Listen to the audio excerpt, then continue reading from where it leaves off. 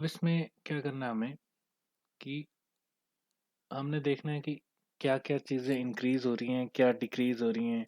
जैसे कि आपने पीछे देखा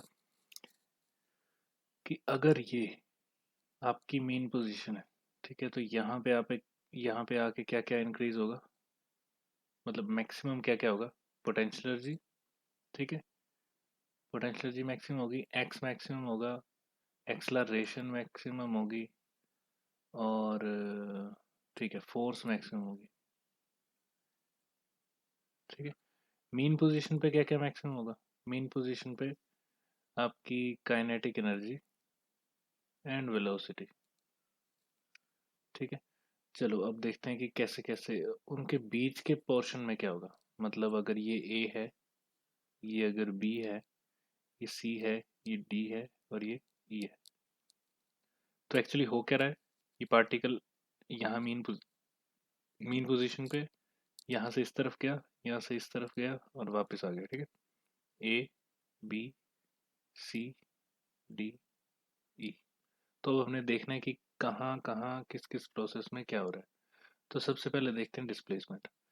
तो देखो, ए टू बी डिस्प्लेसमेंट मेजर करेंगे कैसे? ऑब्वियसली फ्रॉम मीन पोजीशन, बाहर की तरफ को, ठीक है?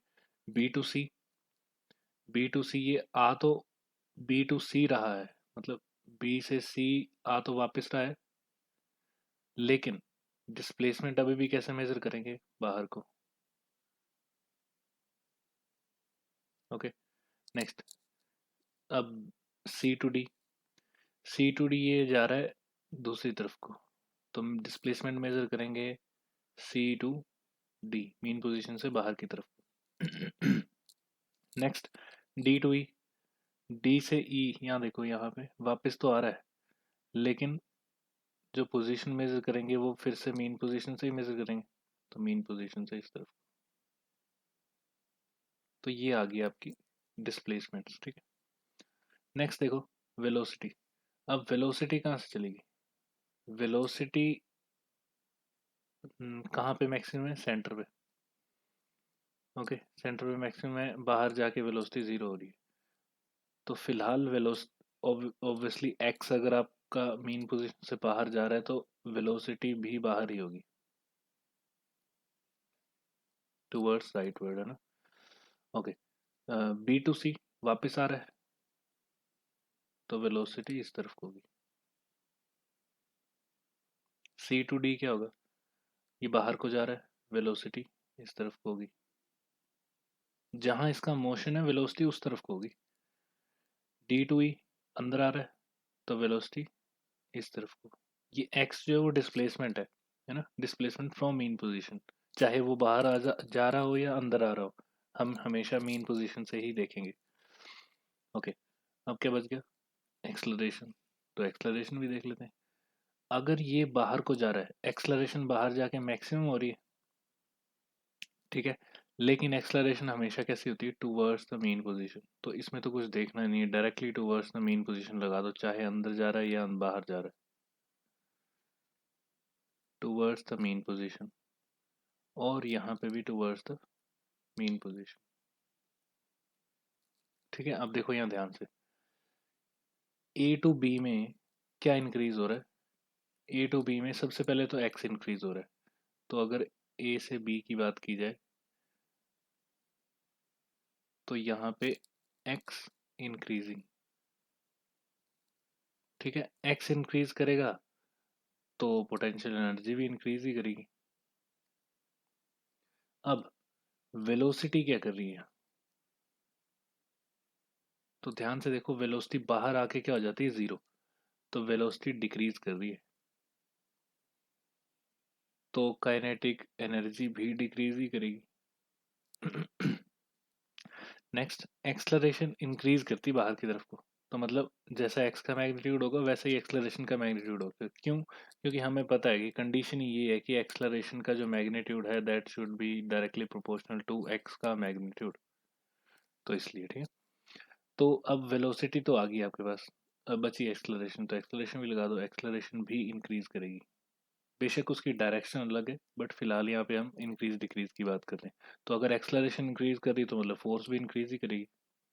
तो ये सारी क्वांटिटीज मैंने यहाँ लिख दी। नेक्स्ट देखते हैं बी टू सी के प्रोसेस में क्या होगा। बी टू सी के प्रोसेस में एक्स क्या कर रहा है, ऑब्वियसली डिक्रीज, क्योंकि वापस जा रहा है तो एक्स की वैल्यू कम होती जाएगी, मीन पोजीशन की तरफ जाते हुए एक्स कम हो जाएगा, ठीक है। तो पोटेंशियल एनर्जी कम होगी, वेलोसिटी इंक्रीज होगी, क्यों, क्योंकि एक्सलरेशन उसी डायरेक्शन में, ठीक है। यहाँ पे एक्सलरेशन और वेलोसिटी की डायरेक्शन अलग अलग थी, इसलिए वो डिक्रीज हो रहा था। बचा क्या, एक्सलरेशन। एक्सलरेशन क्या होगा, सेंटर की तरफ जाते जाते एक्सलरेशन क्या हो जाता है, जीरो, ठीक है। तो सेंटर की तरफ एक्सलरेशन डिक्रीज हो रहा है, क्यों, क्योंकि एक्स भी डिक्रीज हो रहा है। तो अगर एक्स डिक्रीज हो रहा है तो फोर्स भी, सॉरी, ए डिक्रीज हो रहा है तो फोर्स भी डिक्रीज ही होगी। नेक्स्ट देखो C to D. C to D में क्या होगा, सी टू डी में जो एक्स है, सी से डी की तरफ जा रहा है, मतलब बाहर की तरफ जा रहा है, तो डिस्प्लेसमेंट मैक्सिमम हो जाती है बाहर जाके। तो एक्स इंक्रीज कर रहा है तो पोटेंशियल एनर्जी भी इंक्रीज करेगी। बाहर को जा रहा है ये, तो वेलोसिटी भी, सॉरी, वेलोसिटी क्या करेगी, डिक्रीज, ठीक है। वेलोसिटी डिक्रीज क्यों कर रही है, क्योंकि एक्सलरेशन की डायरेक्शन अपोजिट है, तो काइनेटिक एनर्जी भी डिक्रीज कर जाएगी। अब ये काइनेटिक बचा एक्सलरेशन। एक्सलरेशन क्या कर रहा है, बाहर की तरफ जाते हुए मैक्सिमम होता है तो इंक्रीज, बस बेशक डायरेक्शन अलग होती है। और बचा क्या, फोर्स। फोर्स भी क्या करेगी, increase. So the last one is D to E. D से ई के बीच में क्या होगा, डी से ई के बीच में एक्स डिक्रीज करेगा, क्योंकि पार्टिकल वापस मेन पोजीशन पे आ रहा है, तो यू भी डिक्रीज करेगा। यू मतलब पोटेंशियल एनर्जी है ना, यू भी डिक्रीज करेगा। वेलोसिटी, वेलोसिटी सेंटर की तरफ आते हुए इंक्रीज होती है, तो काइनेटिक एनर्जी भी इंक्रीज ही होगी। अब देखिए क्या बच गया, एक्सलरेशन। एक्सलरेशन सेंटर की तरफ आते हुए डिक्रीज हो जाता है, तो मतलब फोर्स भी क्या करेगी, डिक्रीज होगी। फोर्स कौन सी यहाँ पे बात कर रहे हो, स्प्रिंग फोर्स, ठीक है। स्प्रिंग जो फोर्स लगा रहा है वो। तो ऐसे करके हमने सारी चीजें देख ली हैं। अब नेक्स्ट देखो, अगर मेरे से कोई पूछे कि डिस्प्लेसमेंट बताओ अलग अलग इंटरवल में, डिस्प्लेसमेंट, ठीक है। तो अगर मेरे से कोई पूछता है 0 से लेके t/4 के बीच में क्या हो रहा है, तो डिस्प्लेसमेंट हो रहा है a, ठीक है।